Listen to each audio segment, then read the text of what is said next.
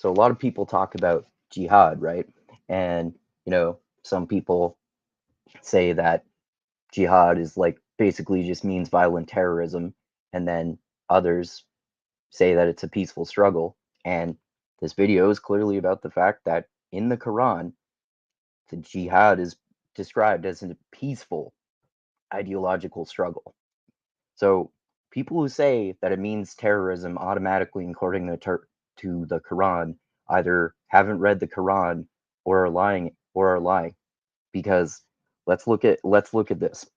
I'm going to go through this in a few different contexts, and there are two different types of jihad in the Quran too. So I'm going to read this part just from the introduction of my version of the Quran, and uh, it includes the passage that people misinterpret.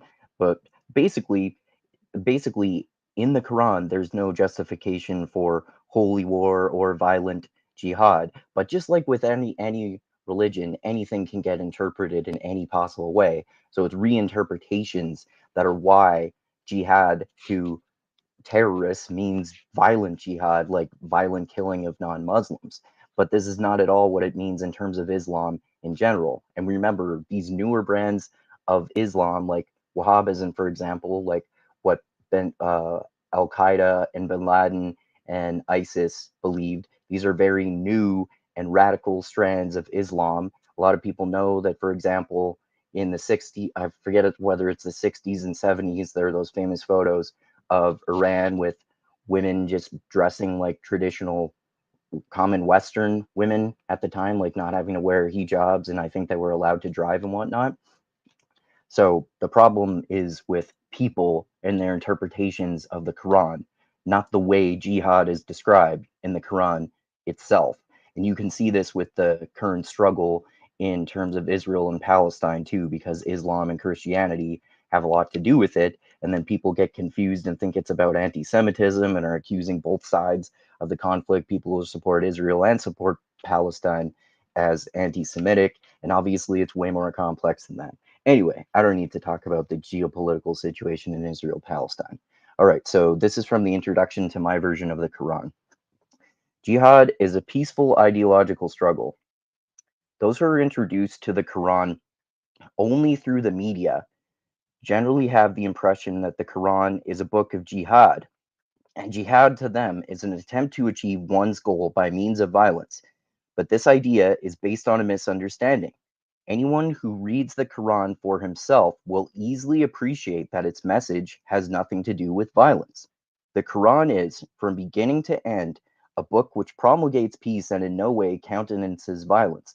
It is true that jihad is one of the teachings of the Quran, but jihad, taken in its correct sense rather, is the name of peaceful struggle rather than any kind of violent action.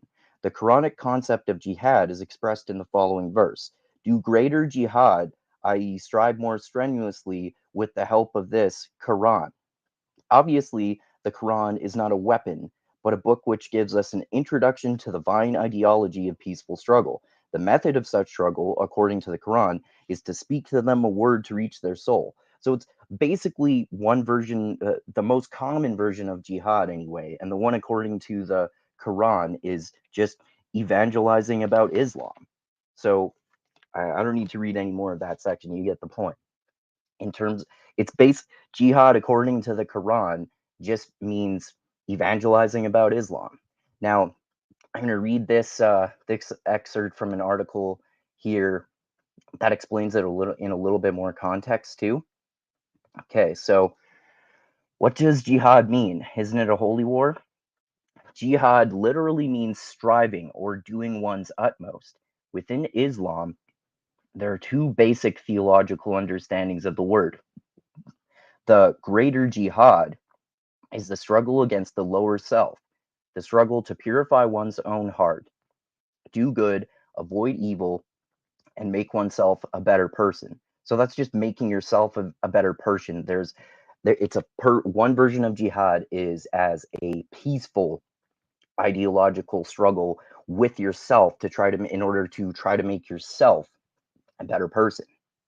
Okay, so the The lesser jihad, the other of the two type theological understandings of jihad, is an outward struggle. So jihad can be either an inward or an outward struggle, but it's basically either an inward struggle to help you try to become a better person, or an outward struggle to evangelize to non-Muslims and try to make them Muslim. There's nothing about killing the non-believers or killing the non-Muslims or any shit in terms of specifically the theological explanations of jihad in the Quran. There certainly are fucking violent parts of the Quran, just like there are in the Bible. There are morally atrocious things that happen, but partially because the Quran is a shorter book, there are less of them overall, even though I personally prefer the Bible as a book because there's beautiful poetry and wisdom literature and stuff, and the Quran itself is all prescriptive. But if we're talking about in terms of jihad, it either means a personal peaceful ideological struggle to try to make you a better person,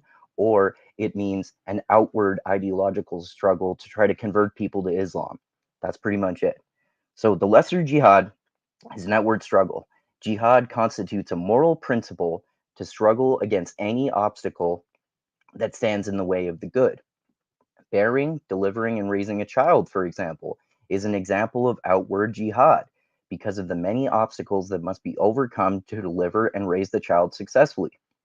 So, raising a child in Islam is an example of jihad because it's important to raise a child and it takes a lot of hard work. So, it's a personal struggle and, in a way, an outward ideological struggle too, because you're creating a person who is going to become an adult and have an impact on the world, right? Okay, so because of the many obstacles that must be overcome to deliver and raise the child successfully. Jihad may also involve fighting against oppressors and aggressors who commit injustice. It is not holy war in the way a crusade would be considered a holy war, like the Christian versus Muslims crusades, which certainly were, and those certainly are older interpretations of things. But again, in more recent history, both in Christianity and in Islam, there have not been by and large theological strands of them that have encouraged holy war in terms of jihad and terrorism until very recent history. Like, I'm pretty sure within the last 100 years or so, don't quote me on that, but very recent history. Anyway, and like I said, it's a small chunk of history. It's an even smaller chunk of history than you might think, because going back to the 60s or 70s in Iran and maybe Afghanistan, there wasn't this. It wasn't this. These countries weren't this theocracies. Anyway, back to the article. Um, to While Islam allows, even encourages proselytizing, that's what I'm saying. Basically, one of the two types of Islam, or the outward struggle, is essentially proselytizing about Islam. It forbids forced conversion, so you can't force anyone for conversion. So you can you can you can evangelize to people, and you can be very forceful, but violence is not justified other than in self-defense. It says that in the Quran. And uh, and then, like I was saying, you can't force someone to convert rather. So you have to try to convince people to convert or improve yourself, and that's that's all there is. Like I was saying though, you can see how these passages would be misinterpreted, as happens with every religion, like Christianity and tons of other religions, obviously, which is why there were the Crusades, which was the Christianity versus Islam wars that lasted centuries, because both Christians and Muslims interpreted passages of the Bible as that you should kill people who don't follow your religion, even though one of the 10 commandments is thou shalt not kill, right? So it's misinterpretations of the Bible to say that you should murder non-Christians, in the same way that it's a misinterpretation of the Quran to say that you should murder non-Muslims. Okay, so in Islamic tradition, the form of jihad that involves fighting requires specific ethical conditions under which it is permissible to fight, as well as clear rules of engagement, such as the requirement to protect non-combatants. The requirement to protect non-combatants. So if you are if you're committing violence, you're only according to the Quran. And obviously, like I was saying, people don't take their not everyone takes their religious books literally. In fact, most people don't. They misinterpret everything and choose their own interpretations to conform with their confirmation bias.